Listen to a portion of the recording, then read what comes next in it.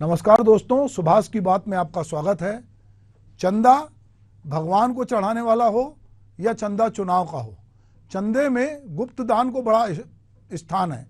इसलिए राजनीतिक पार्टियां और खास करके सत्तारूढ़ पार्टी चाहती है कि उसको जो चंदा मिले उसके बारे में किसी को पता ना चले।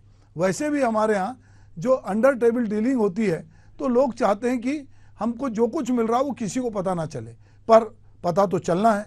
तो इस बार जो चुनावी चंदा है उसमें कितनी पारदर्शिता हो, इसको लेकर जब सुप्रीम कोर्ट में बात गई तो सुप्रीम कोर्ट ने चुनावी पारदर्शिता पे गंभीर असर पड़ेगा ये टिप्पणी भी की। विदेशी अंशदान अधिनियम 2010 में बदलाव से राजनीतिक दलों को अनियंत्रित विदेशी वित्त पोषण की अनुमति मिलेगी, ये तर्क भी उसमें दिया गया था, जिससे भारत की नीतियां विदेश कंपनियों से प्रभावित होंगी। यह बात जो आयोग था उसने 26 मई 2017 को लिखा था।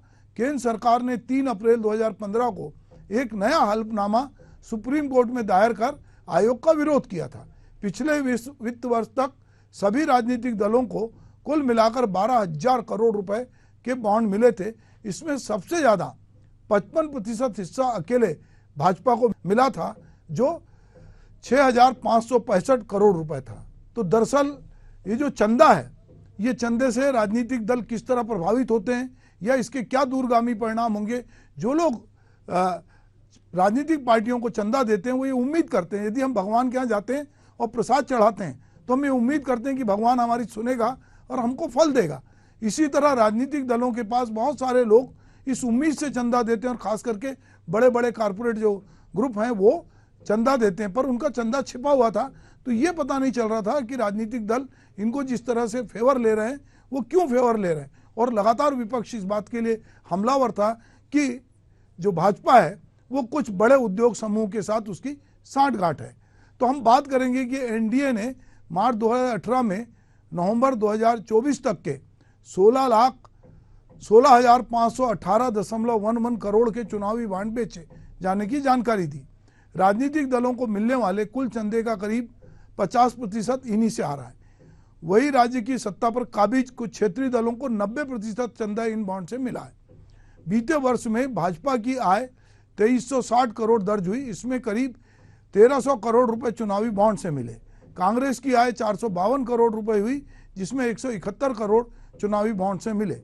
बीते वित्त वर्ष में तृणमूल कांग्रेस को 325 करोड़, तेलंगाना की भारत राष्ट्र समिति वीआरएस को 529 करोड़ रुपए, द्रमुक को 185 करोड़ रुपए, बीजक को 152 करोड़ रुपए, तपेगा को 34 करोड़ रुपए के बॉन्ड मिले।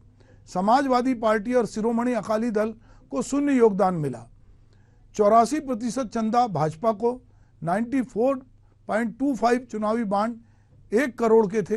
राज्य में फंडिंग की जो अवधारणा है वो वापस जाने का समय अब आ गया है। अगर देश में लोकतंत्र को जीवित रखना है तो विशेषकर इसलिए क्योंकि चुनावी बांड के माध्यम से देश से लोकतांत्रिक प्रक्रिया में तोड़फोड़ हो रही है।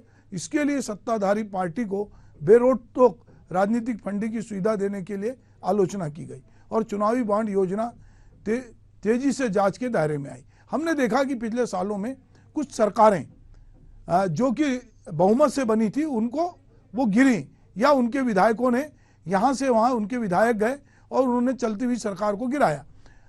सत्ता के गलियारे में ये बात बहुत तेजी से आती है कि विधायकों की खरीद फरोख्त होती है, विधायकों को बड़े ऑफर दिए जाते हैं और वो इधर से उधर जो है पलटते हैं। कुछ को मंत्री का ऑफर होता है, कुछ को पैसा मिलता है। तो ये धनबल जो है वो कहीं ना कहीं चुनाव में या हमारी डेमोक्रेसी को प्रभावित कर रहा है। तो ये सारी चीजें अब, जबकि मुख्य जो विपक्षी पार्टी कांग्रेस थी उसके सहित बाकी पार्टियों को जो राशि मिली वो जो कुल बॉन्ड की राशि था उसका 10वां हिस्सा ही मिला, जो वैध रूप से निर्वाचित सरकारों को हटाने और दल बदल में मदद से अपने जो है वो कठपुतली संगठन की स्थापना करने में कहीं ना कहीं ऐसा ये अनुमान है कि ये खर्च हुआ। हम थोड़ा इसके पीछे चलते हैं, इसके इतिहास में जाना चाहेंगे कि 1998 में इंद्रजीत गुप्ता समिति की रिपोर्ट और 99 में भारतीय विधि आयोग की रिपोर्ट थी। सिफारिश दोनों के लिए पूर्ण राज्य वित्त पोषण की वकालत हुई। इसको समझना जरूरी है। पूर्ण राज्य वित्त पोषण का मामला है कि कुछ लोग ये मानते हैं कि चुनाव लड़ने के लिए राजनीतिक दलों को सरकार पैसा दे, ये जनता से पैसा ना लें, उद्योगपतियों से पैसा ना लें और राज्य इनको चुनाव लड़ने के लिए पैसे दे, ताकि एक डेमोक्रेसी जो है वो स्वच्छ बनी रहे, उसमें जो है भाई भतीजावाद, रिश्वतखोरी या किसी को फेवर करने की बात ना हो। तो इस पर एक लंबे समय से बहस चलती रही कि राज्य से इस तरह का वित्त की सुविधा होनी चाहिए। प्रशासनिक सुधार आयोग की अगर हम बात करें तो उसने भी शासन में नैतिकता जो है को लेकर भी जो खर्च रिपोर्ट दी, उसमें भी चुनाव खर्च की नाजायज अनावश्यक फंडिंग को प्रतिबंधित करने के लिए चुनाव में आंशिक राज्य वित्त पोषण की सिफारिश की गई। पर अब बाद में जो है हमने देखता है कि राष्ट्रीय आयोग ने 2001 के चुनाव के लिए राज्य वित्त पोषण के को उसका समर्थन नहीं किया, हालांकि यह 99 के विधि आयोग की रिपोर्ट के से सहमत था। देश में राजनीतिक पार्टियों को मिलने वाले चंदे में पारदर्शिता लाने के नाम पर लागू किया गया इलेक्टोरल बॉन्ड जो है वो अब कटघरे में आया। सुप्रीम कोर्ट ने चूंकि अहम फैसला दिया कि राजनीतिक पार्टियों के चंदे के तौर पर मिलने वाले इलेक्टोरल बॉन्ड पर रोक लगा दी है। कोर्ट के फैसले के बाद अब चुनावी बॉन्ड को ना बैंक बेच सकेंगे और ना जमा कर सकेंगे।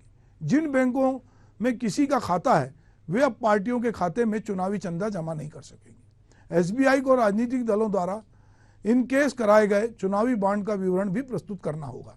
वहीं इन केस नहीं कराए गए इलेक्टोरल बॉन्ड की राशि खरीदारों के खाते में वापस करनी होगी।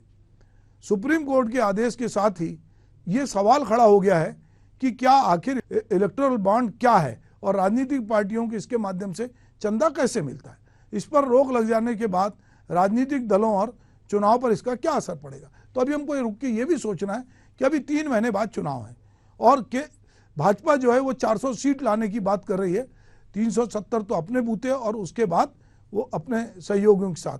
और इसमें चुनाव में चूंकि बहुत पैसा खर्च होता है, वित्त नियंत्रण के लिए पर्यवेक्षक भी रखे जाते हैं, बहुत सारी व्यय सीमा भी तय होती है, पर उसके बावजूद सब जानते हैं कि चुनाव में बड़े पैमाने पे पैसे खर्च होता है। और ये पैसे हम देख रहे हैं कि कहाँ से आते हैं, कौन कौन से लोग देते हैं। अब ये नाम भी उजागर होंगे कि ये चंदा किसने दिया था, वो कौन से समूह थे, बड़े उद्योग समूह जिन्होंने चंदा दिया। जब ये बात उजागर होगी तो ये भी पता चलेगा कि सरकार दरअसल इनके साथ क्यों खड़ी दिख रही है, इनके साथ गलबैयां क्यों कर रही है। ये बात भी लोगों के सामने आएगा। केंद्र सरकार का दावा रहा है कि राजनीतिक पार्टियों को मिलने वाले चंदे में पारदर्शिता के लिए चुनावी बॉन्ड जरूरी है, इससे काले धन पर रोक लगेगी। वहीं चुनाव आयोग का कहना है कि इसमें पारदर्शिता खत्म होगी और फर्जी कंपनियां खुलेंगी। रिजर्व बैंक का कहना है कि चुनावी बॉन्ड योजना से मनी लॉन्ड्रिंग का खतरा है, ब्लैक मनी को भी बढ़ावा मिलेगा। आम चुनाव से ठीक पहले चुनावी बॉन्ड पर रोक लग गई है। ऐसे में चुनावी चंदे लेने के प्लान पर राजनीतिक दलों को एक झटका लगा है। राजनीतिक दलों को चंदे की समस्या से जूझना होगा। चुनाव में खर्च के लिए अन्य सोर्स की बात करनी होगी। आगे चंदा कैसे लिया जाए इसका विकल्प तलाशना होगा। चुनाव आयोग से राय मशवरा करनी होगी। कोर्ट से भी विकल्प देने की मांग की जा सकती है। इलेक्टोरल बॉन्ड फिटनेस एक्ट 2017 के तहत लाए गए थे। यह बॉन्ड साल में 4 बार जनवरी, अप्रैल, जुलाई, अक्टूबर में जारी किए जाते थे। इसके लिए ग्राहक बैंक की शाखा में जाकर या उसकी वेबसाइट पर ऑनलाइन जाकर इसे खरीद सकता था। हाल ही में 2 जनवरी से 11 जनवरी तक चुनावी बॉन्ड के लिए विंडो खोला गया था। 11 जनवरी को विंडो बंद हो गया। जो चंदा आया होगा वो 15 दिन में इनकेस हो गया। चुनावी बॉन्ड के लिए एक बार फिर विंडो खोली जानी थी, लेकिन कोर्ट के फैसले के चलते अब ये टल गया है। देश में राजनीतिक पार्टियों को मिलने वाले चंदे में पारदर्शिता लाने के नाम पर इलेक्टोरल बॉन्ड जो लागू किया गया था, इस बॉन्ड को सरकार ने आरटीआई के दायरे से बाहर रखा था। यानी आम जनता आरटीआई के तहत चुनावी बॉन्ड से संबंधित जानकारी नहीं मांग सकती थी, जबकि कोर्ट ने अपने फैसले में कहा है कि वोटर का हक है कि वो पार्टियों के फंड के बारे में जानकारी रखे।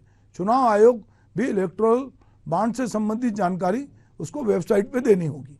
सरकार की दलील थी कि इलेक्टोरल बॉन्ड के जरिए पॉलिटिकल फंडिंग में ब्लैक मनी और गड़बड़ झाला रुक सकेगा, जबकि कोर्ट का कहना है कि काला धन रोकने के दूसरे रास्ते भी हैं।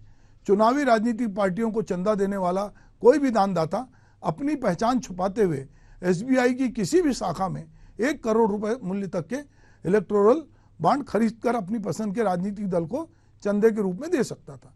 ये व्यवस्था दानकर्ताओं की पहचान छुपाती है और इससे टैक्स में भी छूट मिलती है। आम चुनाव में कम से कम 1% वोट हासिल करने वाले राजनीतिक दल को इस बॉन्ड से चंदा हासिल हो सकता था। अब चूंकि रोक लग गया है तो ये कहीं ना कहीं जो चंदा है वो हमारी डेमोक्रेसी को प्रभावित करता है, या हम ये कहें कि ये कहीं ना कहीं जो एक गुप्त तरह से लेन देन होता है उसको प्रमोट करता है। एक बड़ी पूंजी आती है जिसके कोई सोर्स नहीं मालूम।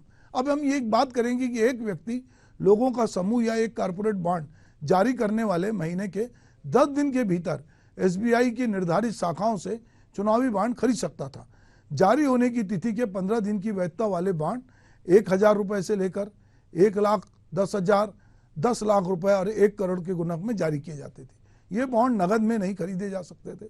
खरीदार को बैंक से केवाईसी अपने ग्राहक को जानो फॉर्म भरना जमा करना होता था। राजनीतिक पार्टियां एसबीआई में अपने खाते के जरिए बॉन्ड को भुना सकती हैं, यानी ग्राहक जिस पार्टी का यह बॉन्ड चंदे के रूप में देता है वह उसे अपने एसबीआई में अपने निर्धारित अकाउंट में जमा कर भुना सकती है। पार्टी को नगद भुनाने जो भुगतान की दशा में भी ये नहीं किया जा सकता, पैसा उसके निर्धारित खाते में ही जाता है। इलेक्टोरल बॉन्ड की शुरुआत करते समय इसे ठहराते हुए तत्कालीन जो वित्त मंत्री थे अरुण जेटली ने 2000 जनवरी 18 में लिखा था कि इलेक्टोरल बॉन्ड की योजना राजनीतिक फंडिंग की व्यवस्था है, साफ सुथरा धन लाने और पारदर्शिता बढ़ाने के लिए लाई गई है।